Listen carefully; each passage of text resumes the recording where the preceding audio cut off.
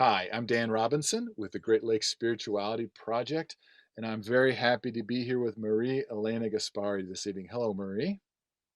Hi, Dan. Thanks for being willing to talk this evening. I really appreciate it. My pleasure, Dan.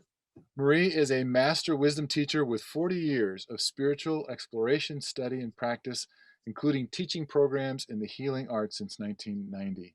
She's a 20-year practitioner of Tibetan Buddhism, a Reiki master, a shamanic arts practitioner, and a former member of the Findhorn-founded Cirrus community in Shutesbury, Massachusetts. She's led over 300 ritual and ceremonial events, and she's also an award-winning poet.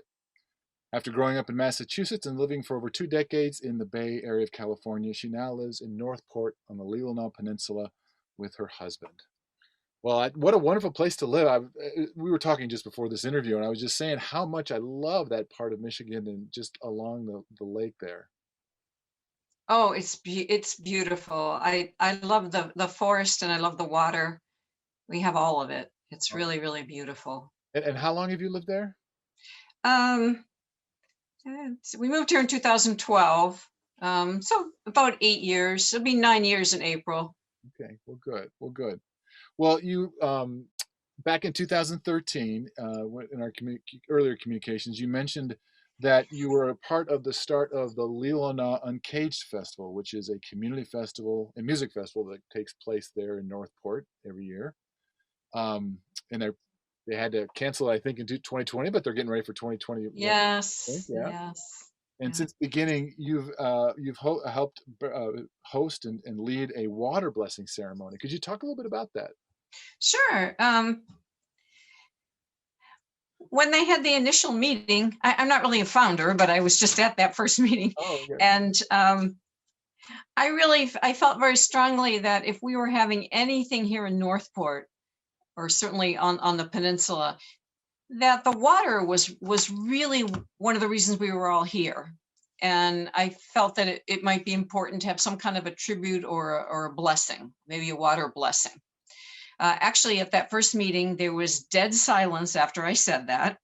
No one said a word, no one met my eye, and they just went on to something else. So I thought, well, maybe they don't want to do that.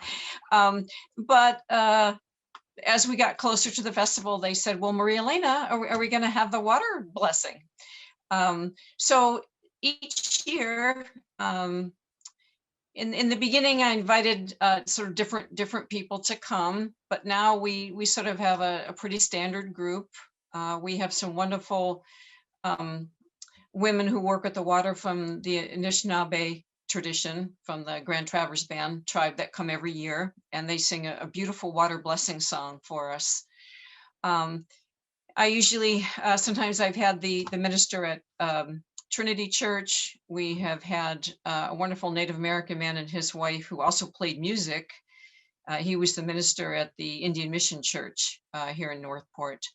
Um, at one time, we also did a little Tibetan Buddhist prayer as well. But we've kind of evolved. We're only getting a half an hour, so um, but I really love doing it, and we've taken to ending it with something that everyone in the group can do. So usually I hand out flowers, and we ask people to line up on the marina and just toss their flower with the prayer into the water. Nice. So we've tried to keep it pretty simple.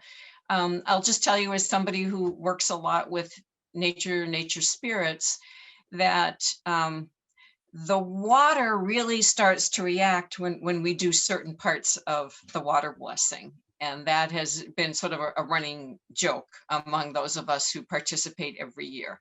And it's very fun. Um, so as I said, we've kept that as simple as we can, but I do feel it, water, many things respond to sound, certainly to singing, but also to sound, to instruments, all kinds of music, and even sound itself, the sound of our voice, saying prayers, things like that. Water is very responsive to sound. Oh, okay. Is that why you just made this suggestion in the first place then? Is that kind of sort of interplay between the people and the water? Um, well, I do a lot of ritual and ceremony, and there are just some basic steps within any kind of ritual or ceremony. Um, I feel that people having a personal time to connect with something from their own hearts is very important. We're all different. You know, the best rituals have music, they have dance, they have everything. That would be the best. Yeah. But sometimes people get a little intimidated by that and think, oh, I can't do any of that, so I won't do anything. But as I said, your thoughts are very powerful. Just thinking thank you is extremely important. Um, to just kind of quietly hold a moment of joy that's coming from your heart, very important. And if you want to go beyond that and say words, say a poem, say a mantra, sing a song, play music, dance, that's fine. But it really begins with just that quiet moment from within. Yeah. So what has been the reaction of the people uh, that attend the blessing, or the people Well, we get more and and more people every year, so I oh, guess okay. that's a good sign. They really like it. One year something happened, we almost didn't do it, and people were like, "Oh, you have to do it! You have to do it!" So that's when I realized, oh, I guess it's important. You know, the first year we had a fair amount of people. The second year, nobody knew we were there. There was no signage. There was no way for people to know. So there was just a small handful of us. And then the next year, somehow the newspaper found out, and then there was a huge crowd of people. It's different every year, but now that it's been going on about 4 or 5 years, people have said, we really look forward to this. We're really so happy you do this. This is a very meaningful part of the festival for us. And that's what we had hoped for. Well, that's wonderful.